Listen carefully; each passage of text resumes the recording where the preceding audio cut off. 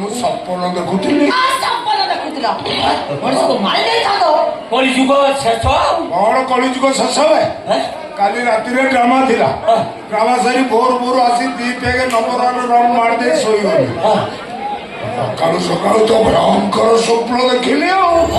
କି ସ୍ୱପ୍ନ ବି ତପ ତାମାନେ ଏଠି ଯାହା ଯାହା ହଉଥିଲା ସବୁ ସ୍ୱପ୍ନରେ ସେ ଯୋଉ ସାଉଣ୍ଡ ପାଟକିରି ହେଲା ସେଇଟା କଣ ସ୍ୱପ୍ନରେ? କି ସବୁ କେହି ଜଣେ କାହାକୁ ଷଣ୍ଢ ଚାକୁଡା ମାରିଲା।